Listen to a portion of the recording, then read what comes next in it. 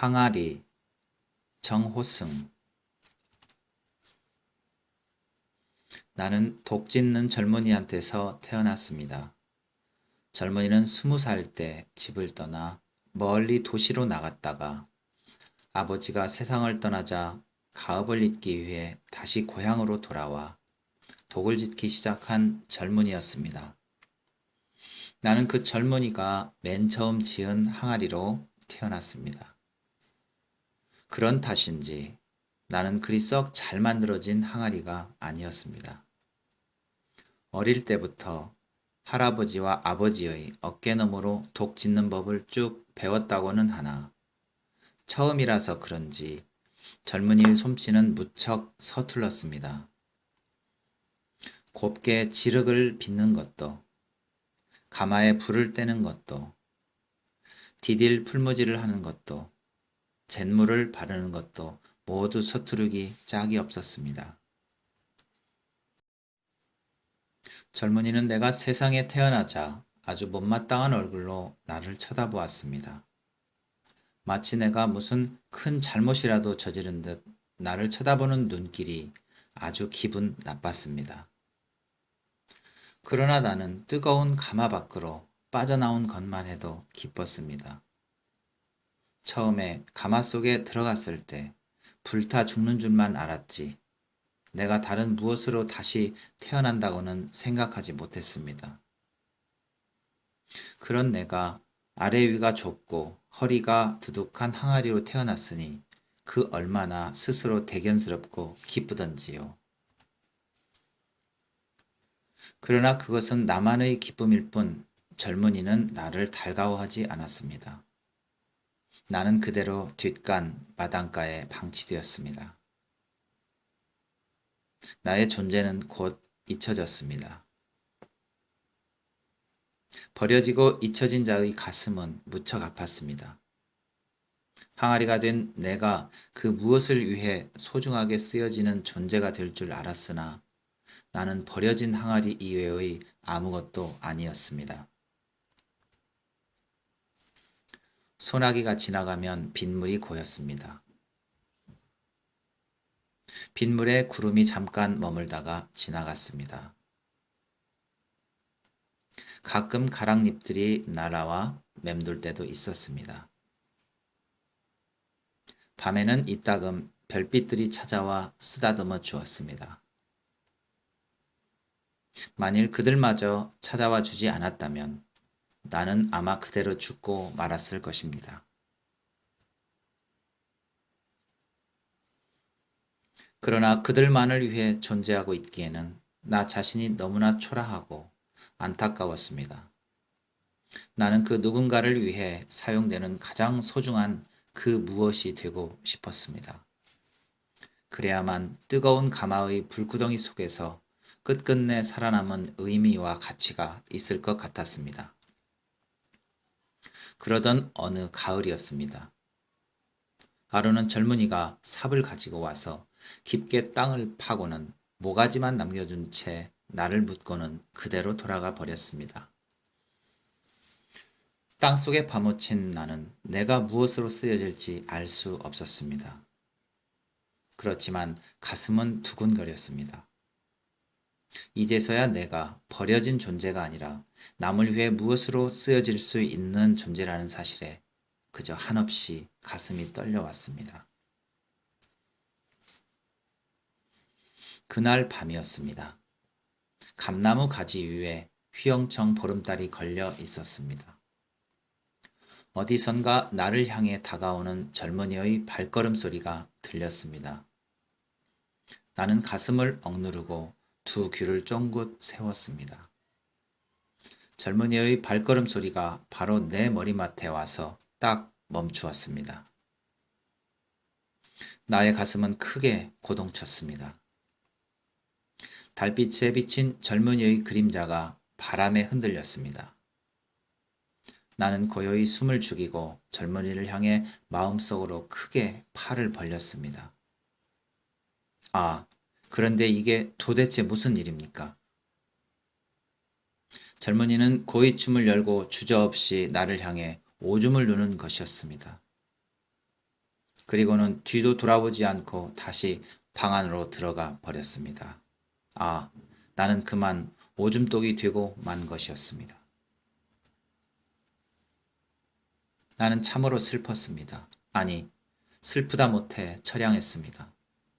지금까지 참고 기다리며 열망해 온 것이 고작 이것이었나 싶어 참담했습니다. 젊은이는 밤낮을 가르지 않고 찾아와 오줌을 누고 갔습니다. 젊은이뿐만 아니었습니다. 젊은이의 아이들도 가끔 들르는 동네 사람들도 오줌을 누고 갔습니다. 내가 오줌독이 되기 위해서 이 세상에 태어난 것은 결코 아니라는 생각이 들었으나 결국 나는 오줌독이 되어 가슴께까지 가득 오줌을 담고 살고 있었습니다. 곧 겨울이 다가왔습니다. 날은 갈수록 차가웠습니다. 강물이 얼어붙자 오줌도 얼어붙었습니다. 나는 겨우내 얼어붙은 내 몸의 한쪽 구석이 그대로 금이 가거나 터져버릴까봐 조마조마해서 한시도 마음을 놓을 수가 없었습니다. 다행히 내 몸이 온전한 채 봄이 찾아왔습니다. 물론 얼었던 강물도 녹아 흐르고 얼어붙었던 오줌도 다 녹아내렸습니다. 사람들은 밭을 갈고 씨를 뿌렸습니다. 씨를 뿌리고 난 뒤에는 내 몸에 가득 고인 오줌을 퍼다가 밭에다 뿌렸습니다. 배추밭에는 배추들이 싱싱하게 자랐습니다. 무밭에는 무들이 싱싱하게 자랐습니다. 나는 그들이 싱싱하게 자라나는 것을 보는 것만으로도 큰 위안이 되었습니다. 내가 오줌독이 되어 오줌을 모아줌으로써 그들이 건강하게 잘 자랄 수 있게 된다고 생각하니 그런대로 나는 살만한 가치가 있는 존재였습니다. 그러나 시간이 가면 갈수록 그것만은 아닌 것 같았습니다. 나는 오줌독이 아닌 다른 무엇인가가 되고 싶어 늘 가슴 한쪽이 뜨겁게 달아올랐습니다. 1년이 지났습니다. 나는 여전히 오줌독으로 남아 있었습니다. 2년이 지났습니다. 나는 여전히 오줌독으로서의 역할밖에 하지 못했습니다. 오랜 시간이 흘렀습니다.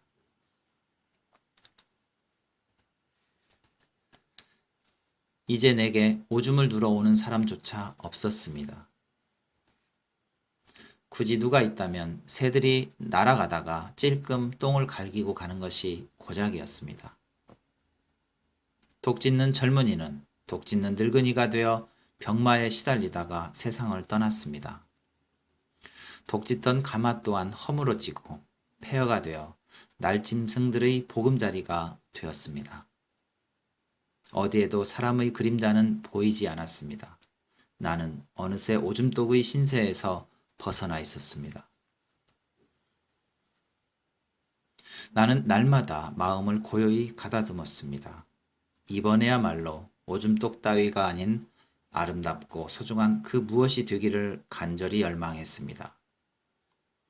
사람의 일생이 어떠한 꿈을 꾸었느냐 하는 그 꿈의 크기에 따라 달라진다면 나도 큰 꿈을 꿈으로써 내 삶을 크게 변화시키고 싶었습니다. 그러던 어느 해 봄이었습니다. 두런두런 사람들의 목소리와 발소리가 들리더니 폐허가 된 가마터에 사람들이 집을 짓기 시작했습니다. 집은 제법 규모가 큰 절이었습니다. 사람들은 몇 해에 걸쳐 일주문과 대웅전과 비로전은 물론 종각까지 다 지었습니다. 종각이 완성되자 사람들은 에밀레 종과 비슷하나 크기는 보다 작은 종을 달았습니다. 종소리는 날마다 달과 별이 마지막까지 빛을 뿜는 새벽 하늘로 높이 울려 퍼졌습니다. 새벽이 올 때까지 잠들지 못하고 그대로 땅속에 파묻혀 있는 내게 종소리는 새소리처럼 아름다웠습니다.